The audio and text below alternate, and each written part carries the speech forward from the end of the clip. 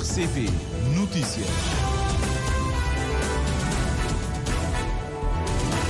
O relógio da Nacional marca, são 7 horas. Vamos então para as notícias no primeiro jornal a abrir os destaques desta edição. Ministros da Justiça da CPLP estão reunidos em São Tomé e Príncipe, procuram a convergência para a segurança documental. A próxima Comissão Mista Cabo Verde, São Tomé e Príncipe, realiza-se em Cabo Verde entre setembro e outubro e projeta-se a realização de um fórum de negócios, uma confirmação do primeiro-ministro santomense Patrício Trovoada. O bispo do Mindelo avisa que a liberdade religiosa deve ser protegida por todos. Dom Hildo Fortes adverte que nos regimes democráticos a separação entre o Estado e a Igreja está longe de significar que os dois poderes devem andar de costas voltadas, ideias defendidas ontem no decurso do painel Democracia e Liberdade Religiosa. MPD e oposição têm leituras opostas sobre a pertinência da Conferência Liberdade, Democracia e Boa Governança. O secretário-geral do MPD acusa o presidente do PCB, Rui Semedo, de má compreensão do papel da oposição democrática. Inauguração do novo Liceu da Várzea pode estar iminente daqui a algumas semanas, uma possibilidade avançada por Ministro da Educação em visita ontem à tarde à Infraestruturas. Amadeu Cruz reitera que as portas do Ministério da Educação continuam abertas para o diálogo com os professores. Localidade de Bolona, no Planalto Leste, em Santo Antão, já tem energia elétrica 24 horas por dia. Inauguração ontem pelo Ministro da Energia, Alexandre Monteiro. São os títulos, já temos ainda mais um internacional. Eu só queria dizer que o governo moçambicano reúne-se hoje para estudar medidas de apoio ao acidente que vitimou, para analisar medidas para minimizar o impacto do acidente do barco de pesca que naufragou domingo em Nampula. Agora sim, conhecidos os destaques, o desenvolvimento das notícias, já de seguida, numa edição do Júlio Vera Cruz Martins. Bom dia.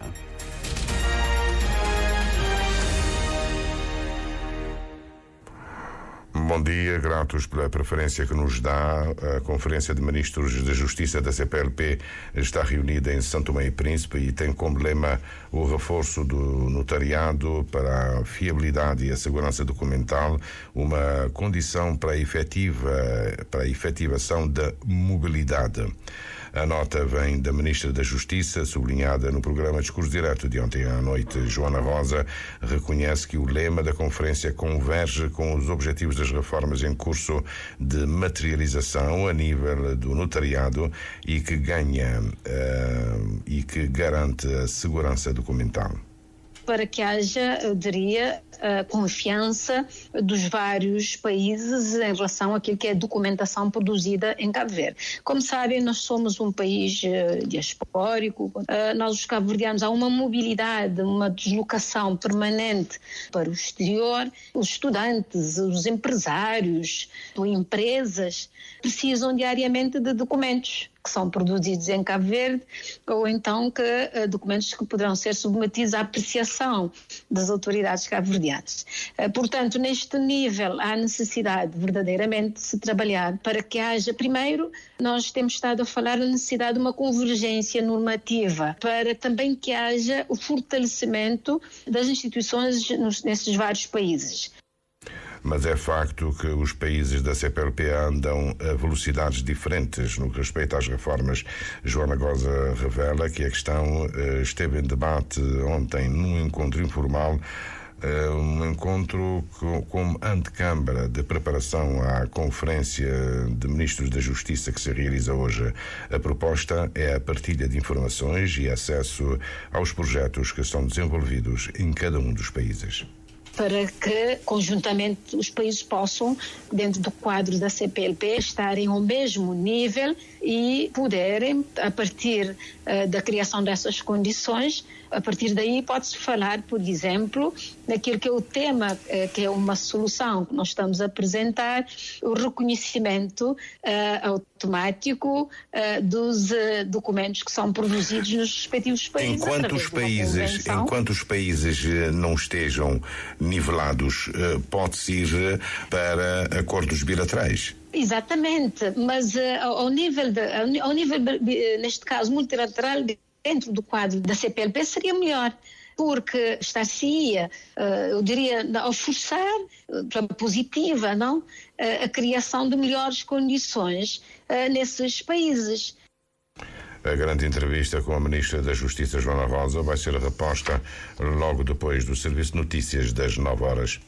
A próxima Comissão Mista de Cooperação entre Cabo Verde e São Tomé e Príncipe realiza-se em Cabo Verde entre setembro e outubro deste ano. A informação certificada ontem pelo Primeiro-Ministro santomense à saída de um encontro com o seu homólogo cabo-verdiano Ulisses Correia Silva à margem da Conferência sobre Liberdade, Democracia e Boa Governança que decorre na Ilha do Sal. Patrício Trovoada admite que os dois países preparam um fórum de negócios que pode ter lugar em paralelo com a Comissão Mista. Para materializar essa vontade, temos há muito tempo de ver empresários cabo-verdianos a investir em São Tomé e Príncipe e vice-versa, desenvolver os setores da agricultura, da pecuária, da pesca. A ligação entre os dois países surge como peça determinante para o estabelecimento das relações económicas. O Primeiro-Ministro santomense garante que a questão está a ser trabalhada. Sabem que o setor aéreo é um setor que é bastante complexo, carece muitas vezes da intervenção do Estado a nível das subvenções. Há um parceiro fundamental que é Angola, que assegurava no passado essas ligações, Luanda, São Tomé, Praia. Estamos a trabalhar com toda a gente, há companhias que vêm cá como a Sky que vão também a São Tomé. Vamos ver como é que podemos equacionar isso tudo. Sabemos que muita gente está a olhar para nós, está à nossa espera para ver se realmente as famílias cabo-verdianas e são-tomenses se reencontram com mais frequência. Patrício Trovoada foi um dos oradores na abertura da Conferência Internacional sobre Liberdade, Democracia e Boa Governança. O bispo do Mindelo avisa que a liberdade religiosa deve ser protegida por todos. Dom Hildo Fortes adverte que nos regimes democráticos a separação entre Estado e Igreja está longe de significar que os dois poderes devem andar de costas voltadas. Pelo contrário, devem trabalhar em cooperação para o bem comum, ideias defendidas ontem no decurso do painel Democracia e Liberdade Religiosa, o último, Cassiana Lima, da Conferência de Liberdade e Democracia e Boa Governação que decorre na Ilha do Sal, o último de ontem. Num painel moderado pelo presidente da plataforma das ONGs, Jacinto Santos, a pastora Rose Aline Claire, da Costa do Marfim, foi a primeira a intervir por via virtual. O cientista político e professor da Fundação Getúlio Vargas do Brasil, Cláudio Couto, e o bispo Dom Hildo Fortes foram os outros dois oradores do painel sobre democracia e liberdade religiosa. O professor brasileiro mostrou os perigos da mistura da política com religião e a ameaça que isso representa à democracia. A religião pode conviver perfeitamente com a democracia. Se nós pensamos em termos de tolerância, de convivência, de pluralidade religiosa, de diversidade, mas o que muitas lideranças políticas, movimentos, partidos têm feito é justamente atuar no sentido oposto a isso, instrumentalizando a religião, defendendo um certo grupo religioso, geralmente majoritário, como único legítimo e transformando todos aqueles que não se aliam a esse tipo de posição ou não estão dentro desse grupo como aqueles que devem ser excluídos do processo. Então, essa mistura vem sendo uma ameaça importante à democracia na contemporaneidade. O bispo Dom Hildo Fortes fez uma incursão pela história para mostrar que a relação entre política e religião sempre existiu, umas vezes com a supremacia da política, outras com a supremacia da religião. Contudo, em democracia onde os Estados são laicos, essa mistura não é admissível. A liberdade religiosa tem que ser uma coisa cuidada por todos, inclusive pelo poder público. É um bocadinho isso que se espera de um Estado democrático não significa privilegiar esta igreja ou aquela, mas buscar caminhos de colaboração. Se uma confissão religiosa ou a igreja neste país há 500 anos faz um trabalho notável no campo da educação, quantas escolas nós temos, quantos jardins de escolas nós temos, quantas ações sociais nós fazemos por este país fora, todas as aldeias, né? Ajudar o pobre, aquilo que é injustiçado. Então, por que não ver na própria igreja uma contribuição positiva para o bem comum, para a promoção da justiça e da paz? É assim que se deve entender a democracia e a religião nos nossos dias, neste espírito de colaboração e não viver hostilidade de costas viradas. Os oradores foram unânimes quanto à importância de se proteger a liberdade religiosa, porque sem ela a democracia não existe. MPD e oposição têm leituras opostas sobre a pertinência da Conferência Liberdade, Democracia e Boa Governança, hoje no segundo dia, com 2 painéis promovendo a integridade da informação. Moderado pela coordenadora residente do Sistema das Nações Unidas em Cabo Verde, Patrícia Portela de Sousa, o segundo painel promovendo a boa governança e a transparência na gestão da dívida pública, com moderação do governador do Banco de Cabo Verde, Óscar Santos. O secretário-geral do MPD, Luís Carlos, começa por dizer que a conferência está a debater o Estado, democracia e boa governança no mundo. O evento não pretendia, nem podia pretender substituir os espaços de debate políticos nacionais ou fazer deste fórum mais um espaço de troca de galhardetes entre PAICV, MPD e o CID, como parece ser a pretensão da oposição. Lamentável que o PAICV e o CID, ao invés de participar e juntar a sua voz neste momento alto da democracia de Cabo Verde, se coloquem em contramão e optem por tentar minimizar a relevância e o impacto do evento, especialmente se considerando a participação de renomados e relevantes instituições internacionais, muitas delas nossos parceiros de desenvolvimento. É essencial que o PAICV entenda que a liberdade, a democracia e o Estado de Direito não são fins em si mesmos, mas sim princípios norteadores que possibilitam o desenvolvimento de uma sociedade justa e inclusiva. O presidente do PAICV elenca 3 motivos em desabono da conferência. Rui Semedo chama a atenção que Cabo Verde precisa de menos conversa que alimentam os egos, mas de mais prática democrática. Aqui falta-nos uma cultura democrática e atitudes que permitem aceitar e respeitar a diferença de forma genuína e autêntica. Em segundo lugar, se analisarmos os custos e os benefícios, a prioridade não era seguramente o investimento deste montante nesta operação, que chamaríamos de marketing, sem qualquer retorno para as populações.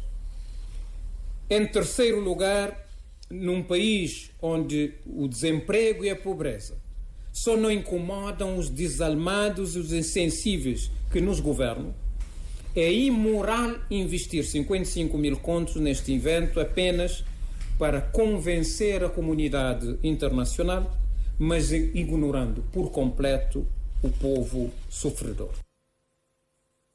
O secretário-geral do MPD classifica a posição do presidente do PAICV como crítica superficial e acusa Rui Semedo de fraca compreensão do papel da oposição democrática. Um claro desalinhamento com os valores democráticos. Ao invés de abordarem a conferência como uma oportunidade para contribuir positivamente para o progresso da nossa nação, a oposição está focada no poder pelo poder, o que é lamentável e contraproducente. Demonstram também que não estão alinhados ou familiarizados com o conceito do turismo de eventos. Ao contrário do propalado pelos líderes da oposição, Cabo Verde precisa de mais eventos internacionais para reforçarmos a nossa notoriedade mundial e, desta forma, diversificar a oferta turística e alavancar os números do setor. Da nossa parte, só nos resta reiterar a importância da Conferência Internacional e reafirmar que Cabo Verde é indiscutivelmente um exemplo de liberdade, de democracia e de Estado de Direito. Recordo que ontem, no primeiro jornal, o presidente da UCID, João Santos Luís, disse que a democracia cabo-verdiana é incipiente e que, ao afastar os líderes dos partidos da oposição de um papel ativo na conferência, o governo demonstra que tem algo a esconder. A inauguração do novo liceu da Várzea pode estar iminente daqui a algumas semanas, uma possibilidade avançada pelo Ministro da Educação depois da visita realizada ontem à tarde, visita à infraestrutura. Proceder à inauguração dentro de poucos dias, poucas semanas, e esperamos que seja uma infraestrutura que dignifique a cidade da Praia em primeiro lugar, porque vai valorizar esta zona em termos urbanísticos, mas que também seja uma infraestrutura que dignifique o setor da educação. Será uma escola moderna e é uma escola, se calhar, a mais moderna do país. Vai ter vários laboratórios tecnológicos, das ciências, das línguas, vai ter biblioteca, vai ter espaço desportivo condigno, ou seja, estamos na presença de uma infraestrutura moderna que vai valorizar a educação e que vai valorizar o país. Estamos cientes de que é uma obra que representa a ambição de Cabo Verde, a ambição do setor da educação, e é uma primeira obra que faz o alinhamento da qualidade das infraestruturas com os padrões dos países da OCDE. Então, a nossa ambição maior é que as infraestruturas da educação em Cabo Verde tenham uma qualidade idêntica ou próxima da qualidade que as infraestruturas têm nos países mais avançados. Amadeu Cruz reitera que as portas do Ministério da Educação continuam abertas para o diálogo e vem a propósito da posição assumida pelo porta-voz de um grupo de professores que contesta a fixação da data de 15 de abril para o descongelamento das notas. Os professores Eugênio Teixeira acusam o Ministério, que há falta de vontade do Governo na resolução das reivindicações ainda pendentes. Amadeu Cruz reforça que, enquanto ministro tutela, está sempre disponível a dialogar com os sindicatos e também conversar com professores em audiências, como, de resto, diz ele, tem feito quando visita os diferentes pontos do país. Estamos a cumprir na íntegra os compromissos assumidos com os sindicatos e com os professores, e neste âmbito nós estaremos sempre disponíveis para continuarmos a dialogar com os professores, a dialogar com os seus representantes dos sindicatos, e, havendo interesse dos professores, estamos sempre disponíveis para receber os professores em audiência. Basta agendar, o próprio grupo, querendo, podem solicitar igualmente uma audiência, porque estaremos disponíveis para receber. Sobre o alerta que o sistema educativo cabo-verdiano está a dar sinais de colapso, Amadeu Cruz reagiu assim. O sistema educativo não está à beira de colapso. Nós temos que ver o pilar dos professores, é verdade, é muito importante termos professores, e sem professores não há sistema educativo, é verdade, mas o foco principal do sistema educativo são os alunos, e nós estamos a trabalhar para que o sistema educativo tenha a qualidade desejada. E é por isso que nós implementamos a revisão curricular, estamos no penúltimo ano da revisão curricular, estamos no 11º ano da reforma curricular. Temos manuais do 1º ao 9º ano de escolaridade, temos laboratórios tecnológicos, melhoramos a generalidade das infraestruturas educativas. Pomos de pé um sistema de avaliação das aprendizagens. Aprovamos recentemente a Lei de Inclusão Educativa. Isentamos os alunos do 1º ao 12º ano do pagamento de propinas. Melhoramos o sistema de ação social escolar, reforçando as cantinas escolares. Ou seja, em todos os pilares, o Ministério da Educação e o Governo de Cabo Verde temos feito avanços significativos, mesmo em relação à carreira dos professores. É bom recordar que nós reclassificamos mais de 2.100 professores, com um impacto orçamental de cerca de 500 mil contos por ano. Reação do Ministro da Educação, Amadeu Cruz, na sequência das declarações proferidas hoje pelo porta-voz do grupo de professores, que lamentou o ultimato dado para a colocação de notas e ao que considera a falta de abertura dos responsáveis do Ministério da Educação para um diálogo sério e com sinais claros para atender às reivindicações da classe docente. A localidade de Bolona, no Planalto Leste, em Santo Antão, já tem energia elétrica 24 horas por dia, uma reivindicação antiga que agora se concretiza. O projeto Bolona com energia, lançado no ano passado, está orçado em 15 mil contos, inaugurado ontem à noite, Relísia Rodrigues, pelo Ministro da Energia, Alexandre Monteiro. Na altura do lançamento do projeto, a moradora Joana Cruz falou em sonho. Hoje ela fala com satisfação na realização deste sonho que vai mudar as suas vidas. Bolona Tá brilhante de luz. Mora do gente de toia. Agora, vamos te mandar aqui dona de casa, de bonona. Um aviso.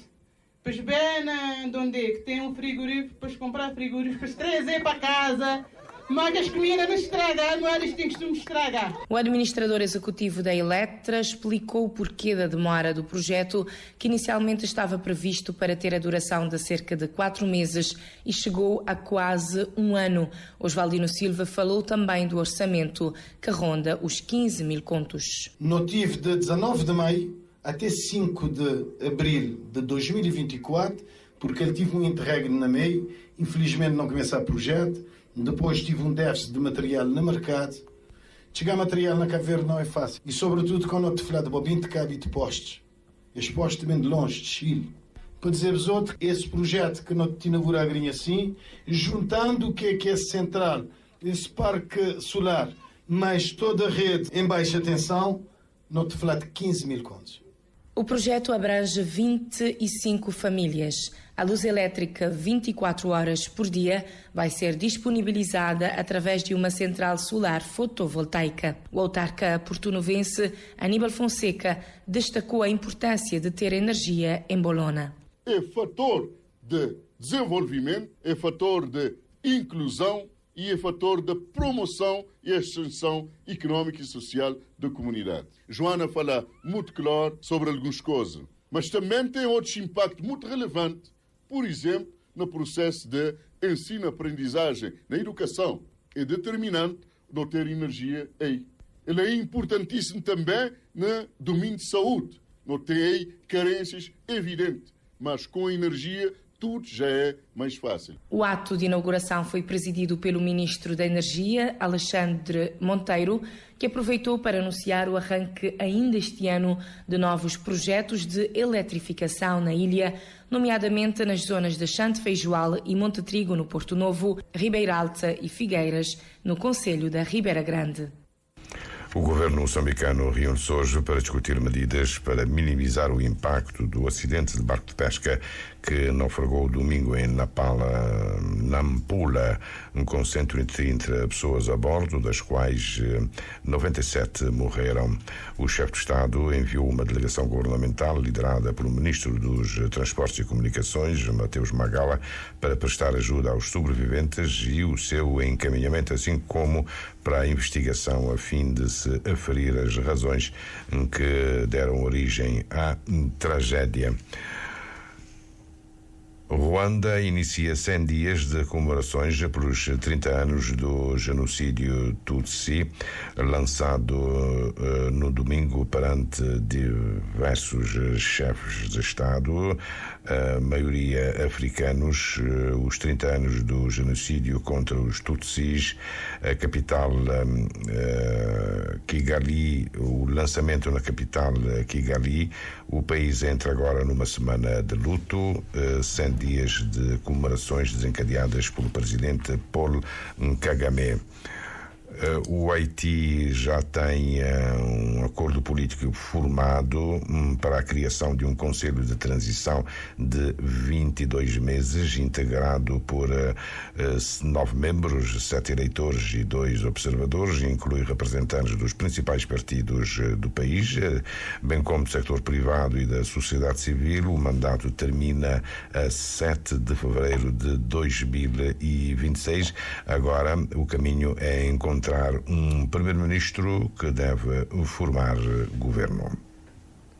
Passam agora 24 minutos das 7 da manhã, fim de linha nesta edição do primeiro jornal para hoje, terça-feira, dia 9 de abril.